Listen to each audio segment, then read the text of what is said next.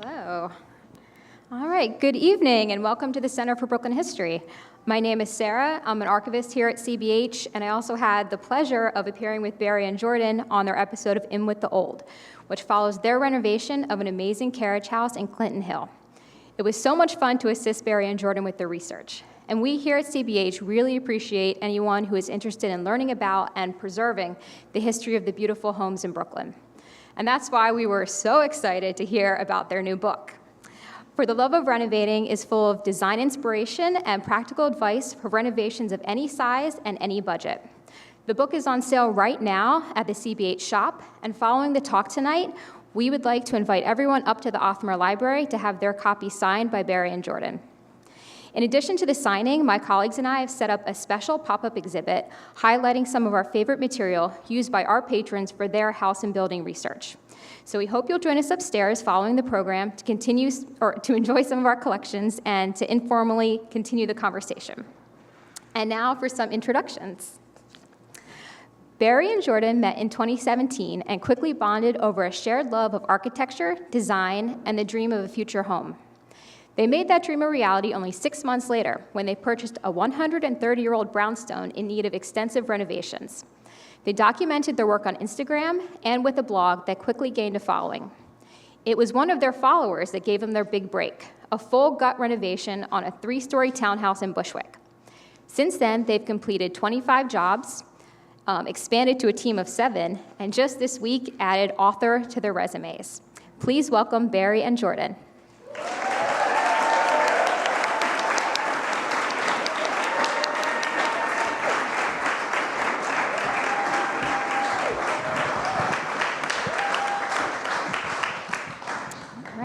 And our moderator tonight is Tommy Silk, founder of Landmarks of New York.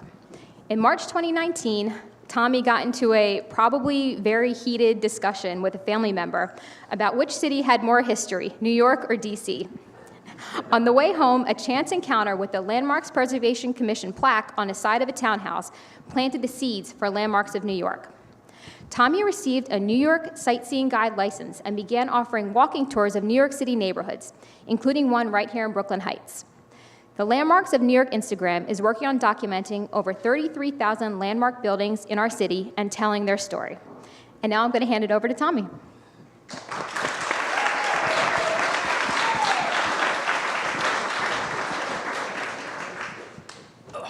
Thank you. Can everybody hear us okay? Yeah? All right. Well, I'd like to thank the Today Show stars for inviting me to moderate today. But we'll just kind of dive right into this because your story is absolutely fascinating. So, first things first, lobbing some softballs at you. How did you two meet? We met online, a little app called Grindr. You might be familiar with it. In 2017, and things moved pretty quickly. We actually bought our first house, our house together, after 7 months of dating, which everyone thought we were crazy for, but things were pretty quick. My parents had a lot to say. And now, are you both originally from New York, or from where do you hail? Yeah, so I grew up in a place called Las Vegas. I don't know if anybody's heard of it, but I remember watching Sesame Street as a young kid. And it was because of Sesame Street that truly inspired me to move to New York. I just grew up wanting to be part of that community, and I saw the brownstones in the background. I told my parents, Mom, I want to live there. So I rented an apartment here in Brooklyn for 15 years. I moved shortly before 9/11, and I just remember staring into the windows of brownstones and knowing that is where I wanted to live one day. And I'm originally from New Orleans, so a lot of history there, a lot of beautiful architecture. So when I thought about my next place and my next journey, I knew I had to be somewhere that still had that type of history. So walk us through, you guys meet, you buy this brownstone. Was there ever any sense that you wanted to get into preservation in any way? Like, walk us through how Brownstone Boys effectively came into existence. So we bought our first house, and Jordan had the amazing idea. I'll never forget it. We're actually sitting in his apartment because I had sold my condo in preparation of buying the house. And he had the amazing idea to start a blog and an Instagram account and call it Brownstone Boys. And at the time, I was like, you know what, that's great. Our friends and family will read it. We'll have a viewership of 4. That's fine. But it very quickly became a little more than that. It very quickly became something that we felt like we were developing a community around, and it was really cool to see. A little more of why we started it is really because we were having difficulty finding the answers to a lot of the renovation questions that we had as we purchased our home. So I wanted to put something out there that might be a helpful resource for someone to resonate with if they were going through the same thing that we were, because we were having really a challenging time finding numbers, what we should be spending, what we shouldn't, what can we take on as a DIY project, and what should we hire out. So that's where the Brownstone Boys blog started from.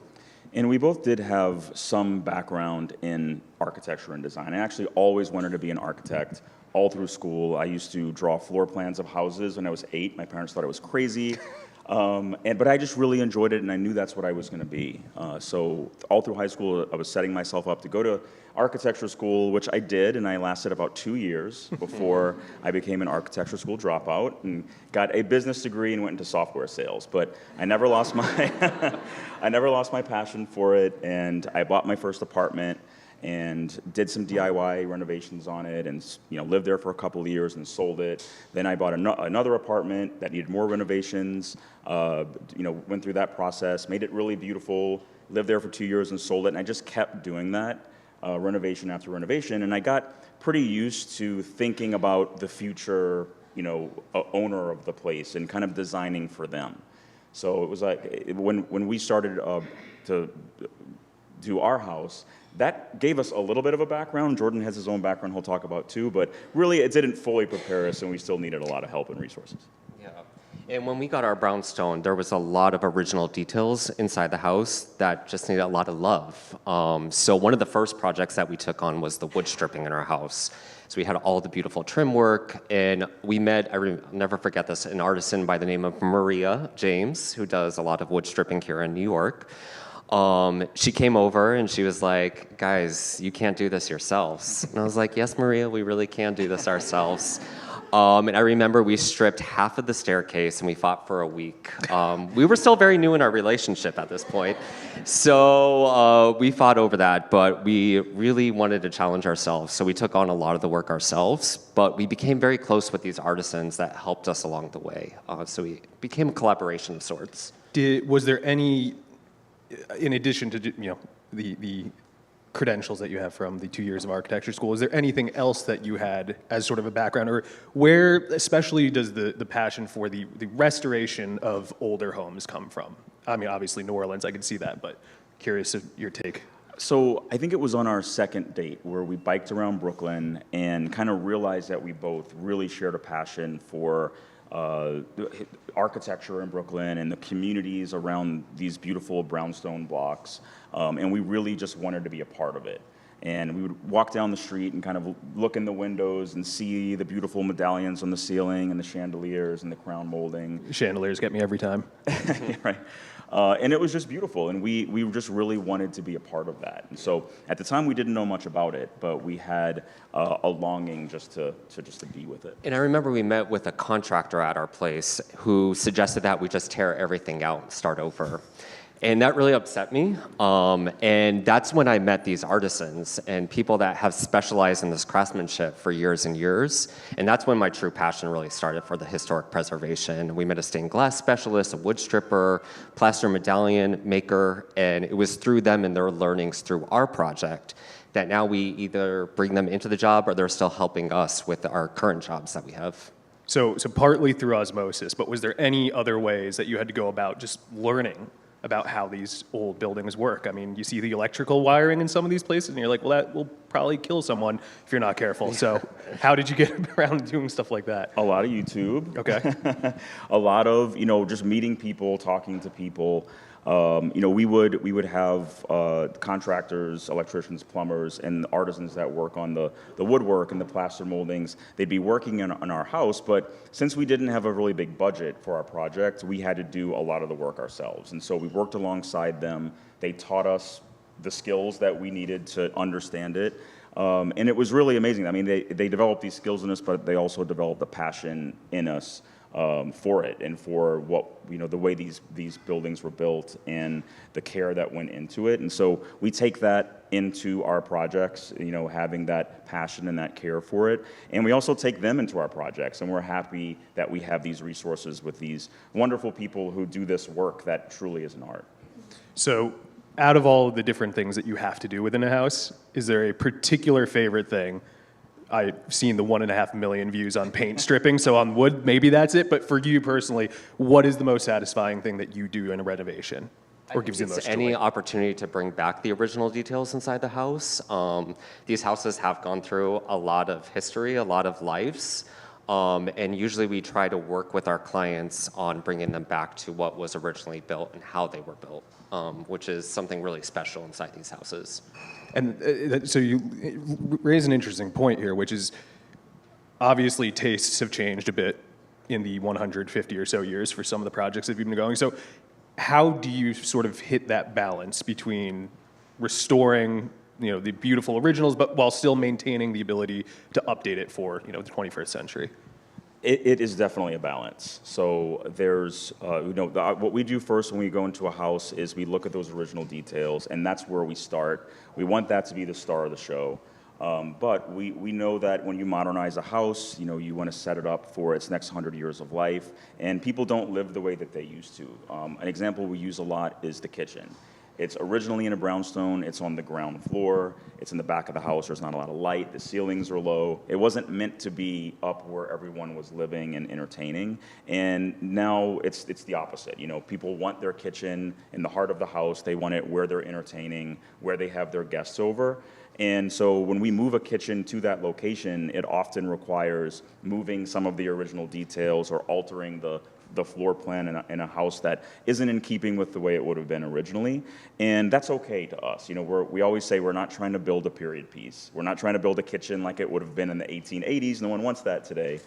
So we don't mind modernizing, and we really love living in that intersection of historic, preservation and restoration, but also building in modern details. So I'm imagining that most people who are in this audience tonight are probably living somewhere nearby, probably in a historic district. So that leads me to one of my favorite things to talk about. Some of the challenges that you run into, especially when it comes to maybe the Landmarks Preservation Commission. Can you talk a little bit about what you've had to deal with in the past with them? Yeah, well, an extension of our blog and kind of how we got clients and where we are now dealing with landmark preservation is we did blog for every day for 2 years, and the Brownstoner ran our blog. So it put us in front of a large community, and 7 months of us giving advice to clients or to people reaching out asking us for advice. We took on our first client, and now 5 years later, we have done 25 full gut renovations. Which is wild to think about, and I would say 9 out of 10 are in the landmark preservation. So we kind of have familiarized ourselves with what their codes are, what will pass, what won't pass. We always have issues around the back of the building, which is always still mind-blowing to us. But yeah, what else? Yeah, I think we're thankful for them. They do make things a little harder. There's hoops to jump through. But we're thankful that they're there and they're keeping these beautiful neighborhoods safe from someone coming in and tearing something down and building something that no one wants to see. So it is difficult, and they do cause us some problems, but it's okay, and we're happy to deal with it because we know that what they're doing is for the better. And then in terms of location, so you've renovated 25 buildings. Are they all within New York City? Have you expanded outside? Do you want to expand outside? And is it only brownstones? We did take on a Chicago project. It was a big learning for us just because our team is here. Our contractors and people that we trust to do the work, they're all local. So, of course, you have a whole nother obstacle to face when you go outside New York. And the demand is here. Like, we are getting inquiries left and right, and there's such beautiful architecture and such beautiful history here in New York that if we can keep it close to home, why not? And I think before we get into talking about the book, I'd love to talk a little bit more about your relationship with the Center for Brooklyn History. And I was wondering if you could tell us a little bit more about the townhouse, or sorry, not the townhouse, the carriage house that we saw in the video ahead of time. So, yeah, the Carriage House project is one of our largest projects to date. And we loved learning the history of it. It was so much fun coming here. You guys saw the clip. We're going to go up there for the signing if everyone wants to stick around. It is gorgeous. It's even more impressive in person than it is on camera. But it was such a fun experience because we had a feeling that the place used to be a carriage house. We thought it probably was just based on some things that we could see, but it had been transformed, so far from that history that it had that it just looked like a junk shop. It looked like a workshop. And it was an incredible building. Like walking through it, it just kept going, and there was all this crazy stuff that was built into it. But someone was using it as a workshop or a junk shop or something like that, a parking garage. And coming here and learning the history of it, going back in time and seeing that X that was on top of the Atlas map that actually said that it was at one time a stable was so cool to see. And we saw photos of it where there's literally a sign outside that said junk shop. So it really, it really definitely was that. But bringing it back to something that looks kind of like maybe it would have originally. We don't have original photos of it to base it off of, but that was a really special experience. And working with the family to also make it a home was also a special experience. Yeah, I remember walking in with the family for the first time, and we usually work in the Brownstones, and those are usually 20 by 40 feet, and this property was 20 by 90. So it was just a design dream, and just hearing their ideas around the space and then bringing those to life. That's documented on In With the Old on Magnolia Network.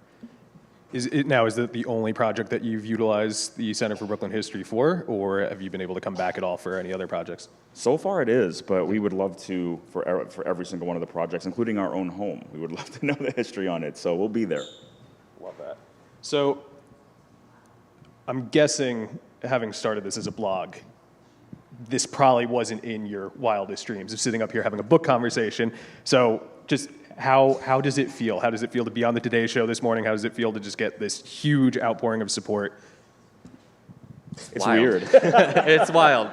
No, I had a moment though about the book, and it goes back to we've been so busy with projects over the last 3-4 years that our blog has kind of been forgotten about, and writing the book brought us back to the days that we were blogging, because we were very consistent and we were writing a blog once a week. So writing the book was really an extension of us blogging. And we actually toyed around with having a ghostwriter for the book.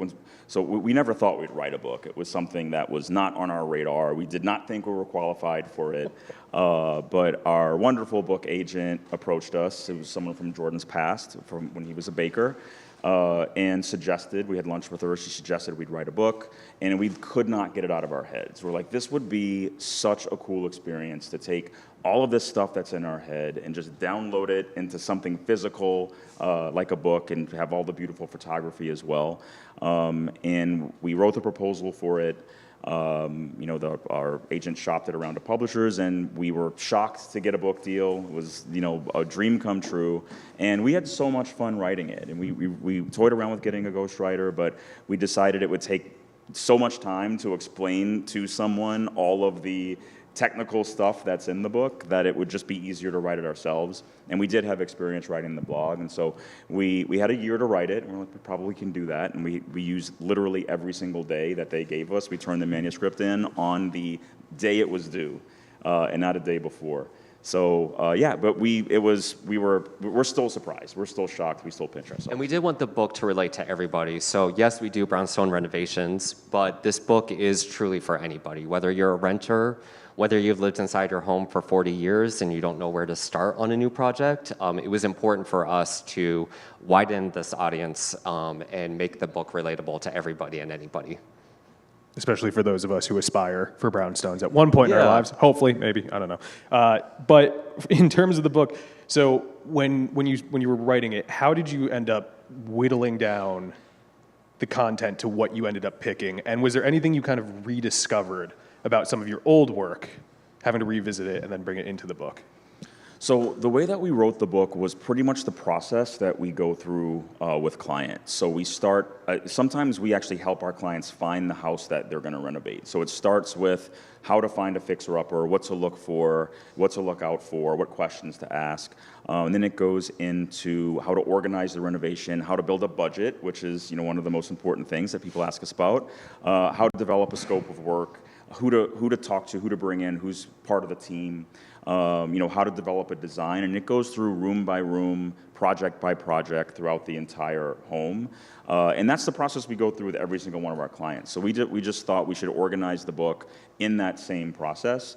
And yeah, it was fun. It was a walk down memory lane when we put all the photos together and we chose what was going to go where.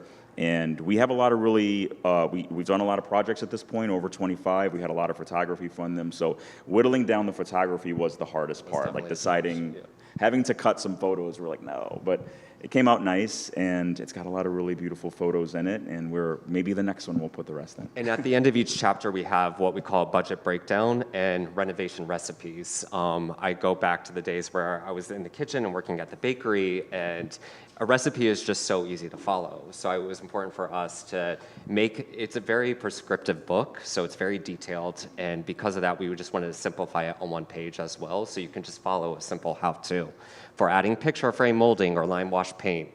So we encourage people to take on small projects, even if it's a large gut renovation. Would you say that that's sort of the differentiator between your book versus any other renovation book, or what other ways do you kind of feel that you might have filled a different niche than what you might just find on the shelves currently? I think so. I mean, I don't see a lot of, we wanted it to be a coffee design book that you can put on a beautiful coffee table, but we wanted to be very prescriptive, and I haven't seen much of that. And we also put numbers in the book, just because going back to the days where we had questions about what should we pay for a plumber, what should we pay for an electrician.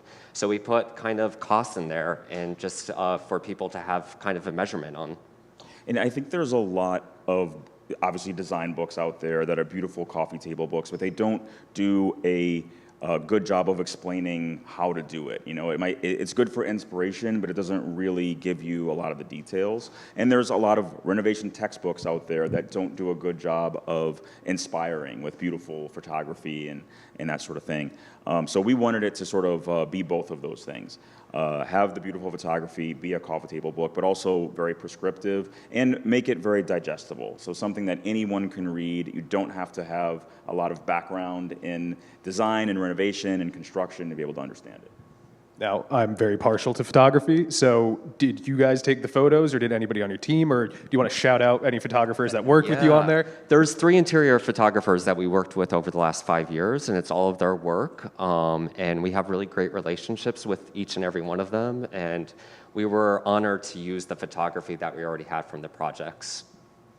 And then talk to me a little bit more about the title for the Love of Renovating. It seems self-explanatory, but I'm sure, again, with 25 different projects out there, there's a much deeper meaning to it. So tell me a little bit more about how you came into that. So it has 2 meanings. The first one's pretty obvious. We love what we do. We love transforming spaces. We love helping other people do it. So we really do have a love for renovating and a love for helping people, guiding them through that process. But the other meaning behind it is that we are life partners, we're business partners, and our relationship is a huge part of our story. It's a huge part of how our home is the thread that runs through it, our relationship runs through it. So our love for one another and our relationship is also a big part of it. I don't know how I follow that up.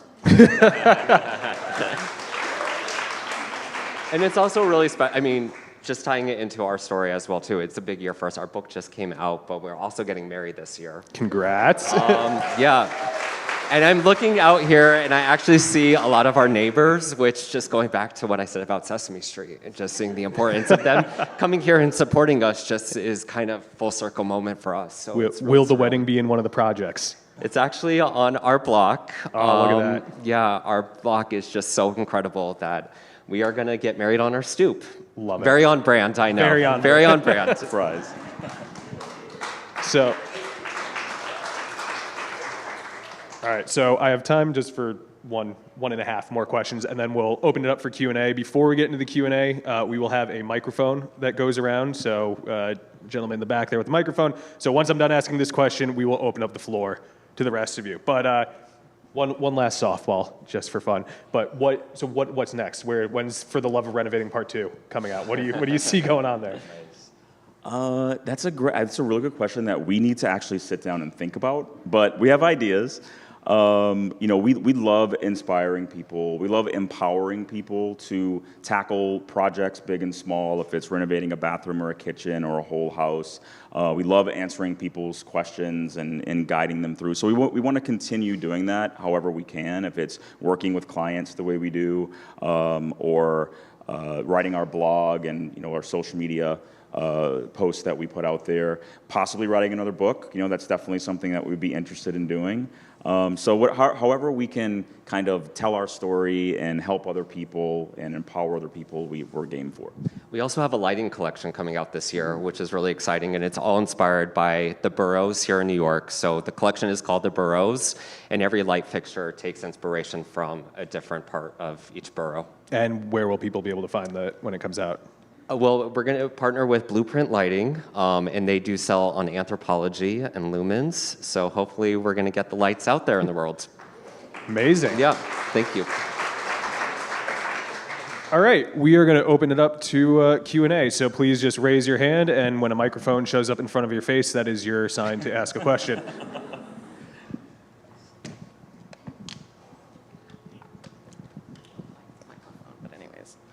I really want to know about the landmarks situation and when you had issues with the rear of a property. I want to know a couple of those examples. Absolutely. So Landmarks really cares about if you can see the back of the house from a neighboring street. And they also care about precedent. So if the precedent isn't set on the block, then they have restrictions over whether or not you can do something. A lot of people like to open up the back of the house, put the big, slider, the big bifold door, build an extension on the back of the house, and it's tough to do in a landmarked area. They definitely focus on the front of the house, and you can't make many changes there. You have to go back to the original door and paint colors and light fixtures. Even the light fixture. But the back of the house we've had some trouble with too. We built an extension on the back of the house, a house in Park Slope, where we had to go to community board and do a presentation on why there's precedent on the block for it. So there's a few things that have come up that have caused us some problems. They care about how much brick still shows if you want to open things up. And again, they are hoops to jump through, but I'd prefer to jump through those hoops than to not have a landmarks preservation committee. Cool. Hi, thank you so much. I feel like I grew up with your blog, following along as it was in real time, and it really inspired a lot of the work that I did we live in Prospect Lefferts Gardens. And I'm just curious, I feel like kind of your own experience doing your house was very project by project and figuring things out, and now a lot of what you do is kind of doing these big scale renovations kind of maybe over a year, 6 months all at once. And I'm curious how you balance for yourself, how much do you still change things about your own space and the DIY versus like you do it and then you leave it and it's done and it's this big beautiful project? Because I'm sort of struggling with my own long list of things we never got to, and just how do you balance that for yourself? Yeah. That is a great question, and it is a challenge. We did our project pre us having clients, and now we design really beautiful houses for others, and it's really hard coming back to our house, even though we love our house. So we're constantly inspired by what we choose for clients and what we work with our clients on. But there's always a project to do, especially in historic homes and especially in these older homes. There's always a project to tackle, so we kind of just take it slow. At first I was like, Barry, let's paint everything. And he was like, we're not painting everything. We're gonna do room by room. So we just kind of work on maybe a closet first, and then we expand into the full room change if we're gonna change the space. We always tell people when a project is done, even our clients, that it's only ever 95% done, maybe 98% done. There's always gonna be something else to do.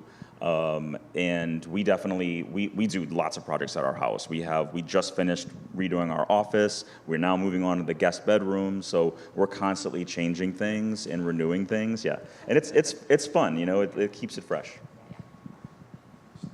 Hi.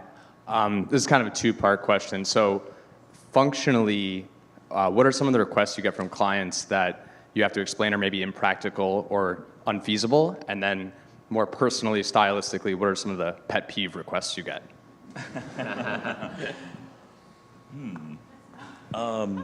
I think that moving too many walls is, I guess, sometimes really difficult.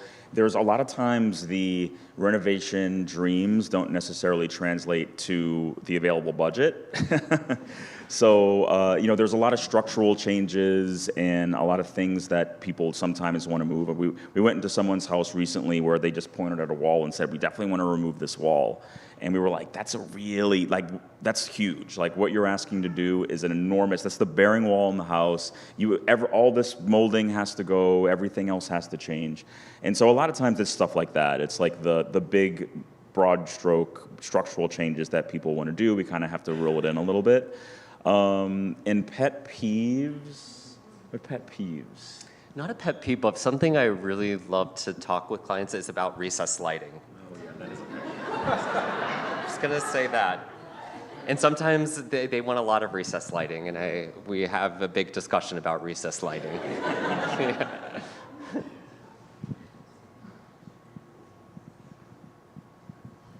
Hi, I'm with him.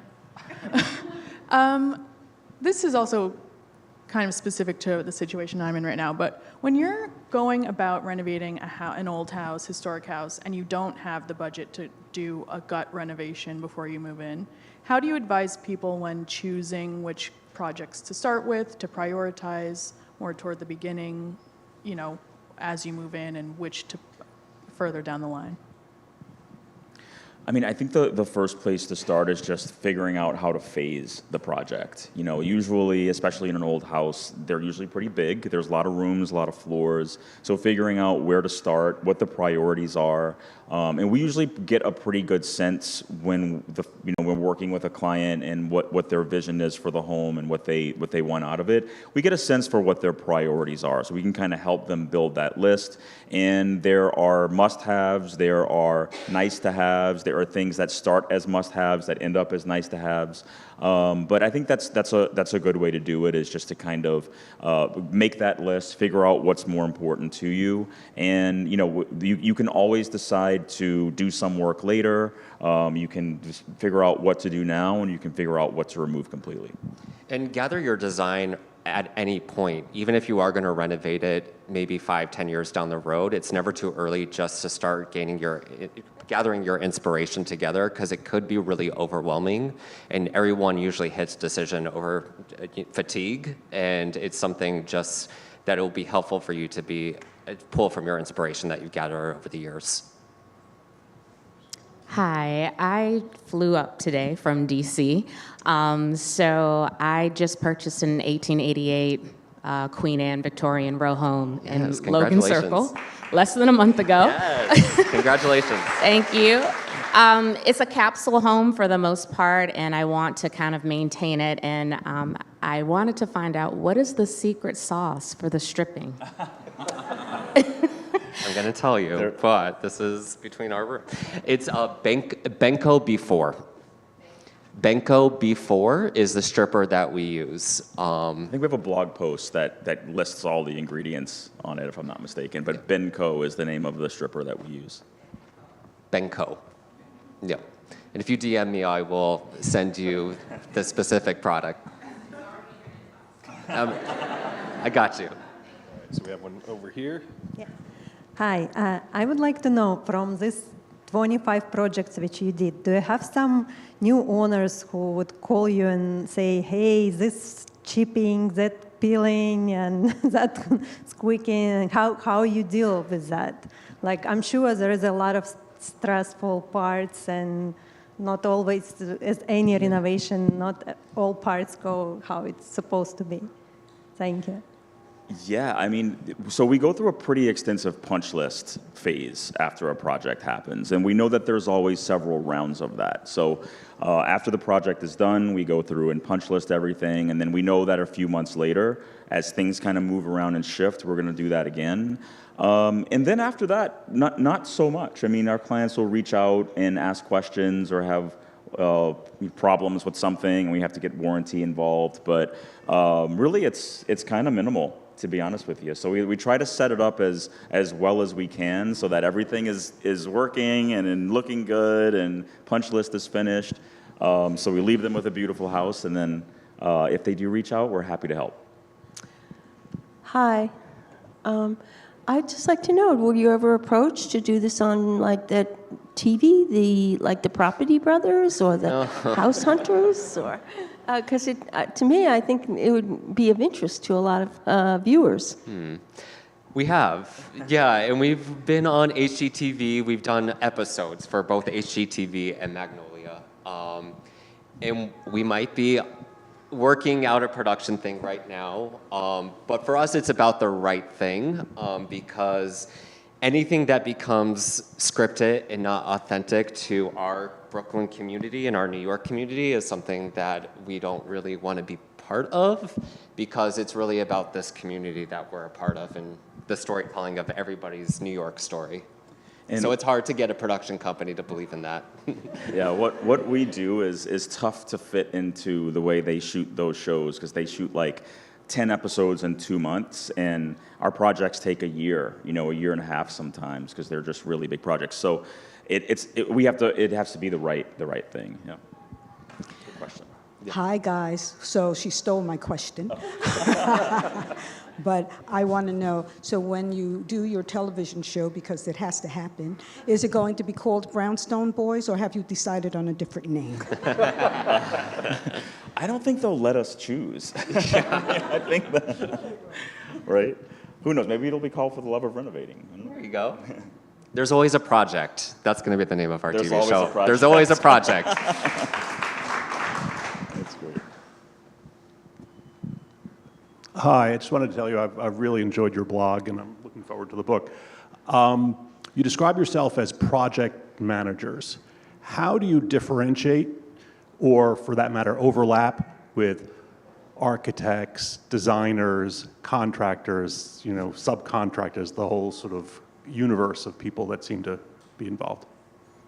Yeah, I love that question. So we call ourselves designers and project managers. So we work with our clients from the very beginning of the project through the very end. So we're like the umbrella that's over all of those things. So one of the things that we do for our clients is we bring in those professionals, because that can be one of the challenges, is finding the right team, finding the right architect that will specializes in the type of project that they're doing, and isn't crazy expensive, and then finding a general contractor that's going to get the job done and meets those other criteria.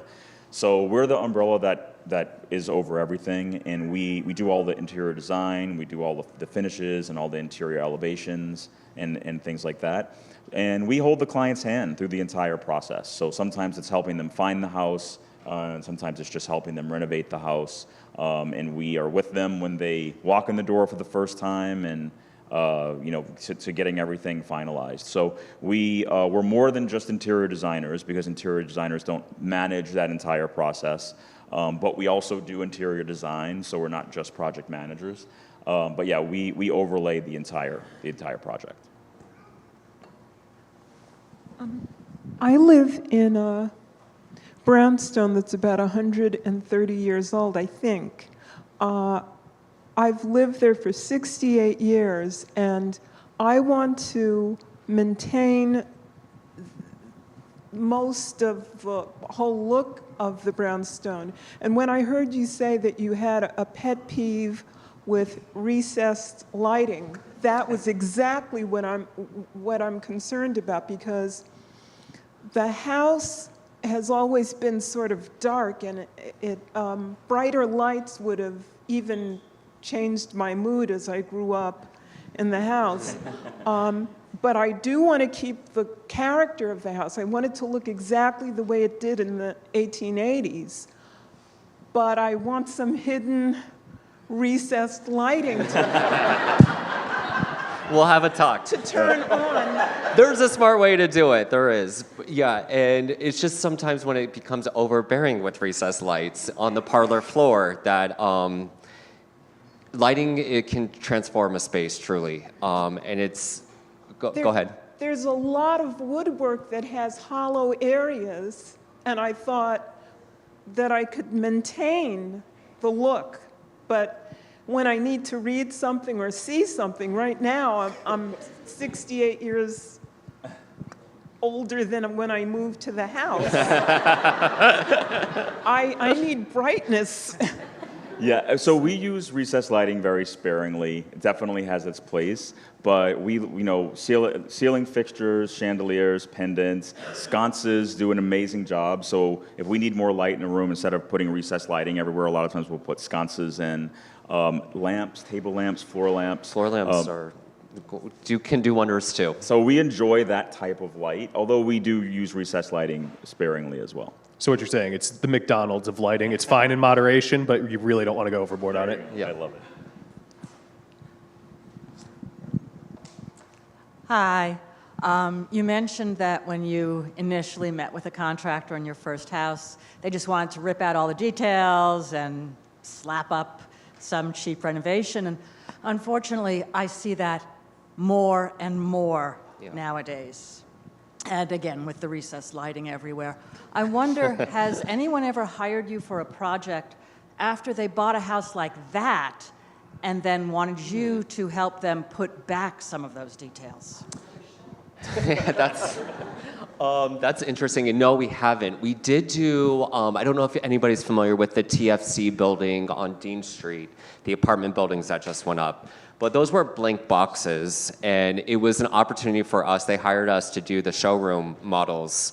So we went in there and we took these blank boxes and we put in some of that historical character that we talked about throughout the presentation today, and we brought that inside the apartment.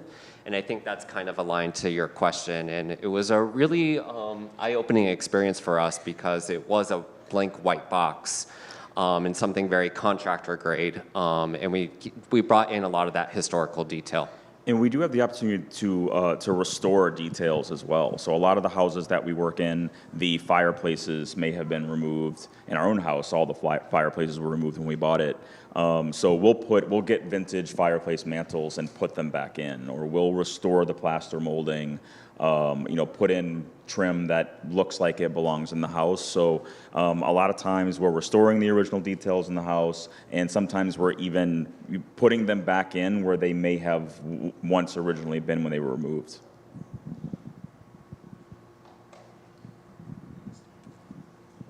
You mentioned that you put budget figures at the end of each one of your chapters. I was curious, how up to date are those figures? And also, do you have a sense of sort of what the inflation rate is for renovation projects these days, if that makes sense? I mean, things have changed, as we all know, so dramatically in the last few years. It's really, really difficult to really put a pin on it. But it's tough to even go back and look at quotes we got for projects 4 or 5 years ago and compare them to quotes we're getting today. Things just keep going up. They have gone up. And all through COVID, lots of prices, jumped. And we knew when that was happening, one of the hardest parts about that is we knew no matter what happened, it was never going to come back down. They weren't just going to lower all the prices to where they used to be. So it is really tough. And we tried to be as accurate as we could with the numbers that we put in the book. And we hope that they stay accurate as long as possible. But yeah, things do change pretty quickly and pretty dramatically, as we've seen over the last few years.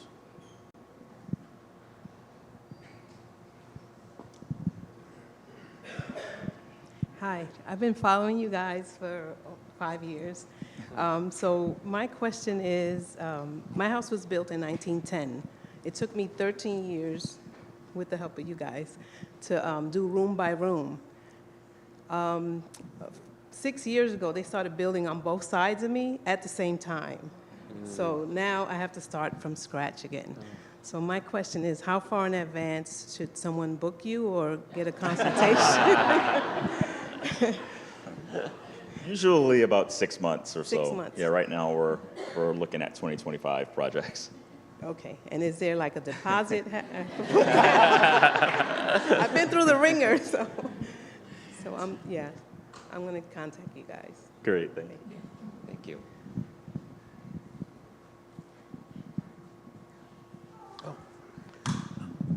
what kind of issues, roadblocks, especially with the landmark people, have you run into, in obviously the age of the brownstones, to do things like getting rid of oil and gas boilers and radiators and converting to the newer heat pump systems and insulation, newer windows? We do love modernizing these houses. You know, again, one of the things that we are so thankful for when we finish a project is that we set the house up for its next 100 years of life. And so a lot of times that does mean modernizing all those mechanicals. And so fortunately, there's no landmarks restrictions around removing all that stuff. And so we do encourage clients to get rid of the gas that's in the house. Sometimes it's nostalgia that they would like to keep it around, but we know that things are moving to be more electric, and induction cooking has its advantages. You don't have gas burning, and there's a lot of heat that escapes from that. Same thing with the heating and the cooling. So I would say about half of our projects now, the client opts to remove a lot of the gas appliances. We definitely would convert oil to at least to a gas boiler if needed, but that's very normal part of our projects is modernizing all those mechanicals. Hi. What kind of advice would you give to someone who's just graduated architecture school and wanting to do something similar to what you're doing? And who are your, I guess, first clients, and how did you make them trust you to do the work for them? Our first clients were Cynthia and Les. I don't know if they're here, but they reached out to us shortly after we started our renovation, and we were in conversation with them for a couple of months, and we met for coffee and just fell in love with their story. And they had lived in Queens, and they were dreaming of buying a brownstone, and they bought a place in Bushwick. And it was just very similar to our story. So we took them on as clients, and we told them the truth that, we don't have experience doing this professionally, but we want to please take a chance on us. They said yes, without a doubt, and they became our first clients, and they quickly escalated into 2-3 clients, and that's when we quit our full-time jobs to pursue Brownstone Boys. But I would say go for it, and that was just a risk that we both conveyed in each other that we wanted to take on. And I think that they knew we were passionate about what we were doing, and I think that excited them because they had a house to restore, and they wanted someone that was going to be there with them and kind of share that passion with them. So I think if it's something that you're passionate about, and people see that in you when they meet you, and they feel like you're going to be a really good partner to have through the process, because there's so much troubleshooting that has to be done. There's so many hard conversations that have to be had. We always tell people it is a roller coaster ride. You're going to be very excited in the beginning. It's so fun to start designing your house, and then you're going to hit this moment where you doubt everything, and you're like, why did I do this? This was a horrible idea. But it's going to get better again too. So you just kind of ride that roller coaster. And we are very fortunate that there's 2 of us. So I would say maybe have a business partner or someone that you could relay off of, and let them lead on what they're very strong at, because what I am strong in, Barry isn't so much. I said this in the best way possible, and vice versa. He's really strong in other things. So we're fortunate that we have each other to rely on. We have time for one more question. And then I want to remind folks that when you go up to the Othmer, there is no drinks allowed up there, no food or drinks, including water. So please throw your glasses away before you go up. Here we go. Okay, on that topic of modernizing the house for the next 100 years, one thing I learned recently from a few architects, they were like, those floors that you're in love with have nail heads, and you can only sand them so many times. And I was so heartbroken for that mahogany inlay. But how do you think about, especially with slopey houses, and what do you keep, or do you try to preserve pieces if they have to go? What's your process with all of those really amazing details that might be tricky to renovate around? It is always a balance. I mean, we try to save everything we can. It's true that you can only sand your floors so many times. We had that issue in a house, so we stripped the floors instead of sanding them. Came out really beautiful, so we were able to keep those original floors. And there's a house that we did where we really wanted to save the original floors. We actually tried sanding them, and it just didn't work. They were falling apart. Chunks of them were coming out. So we tried. We gave it our best shot, but we knew we had to replace them.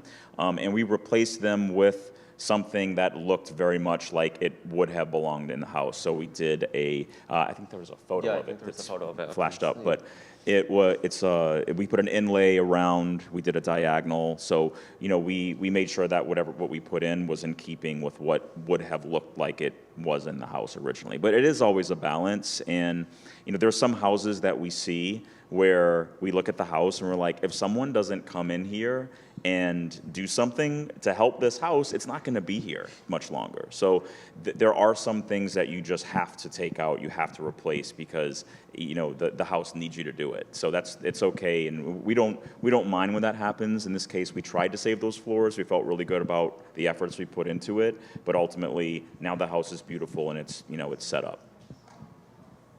All right. Well, thank you all for your questions. A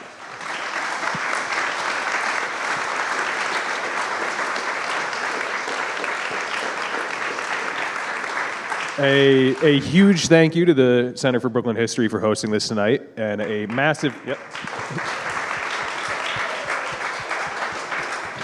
and obviously a massive thank you for Barry and Jordan. Before we head upstairs, though, Tommy, I do want to say a pre-congratulations for coming tonight.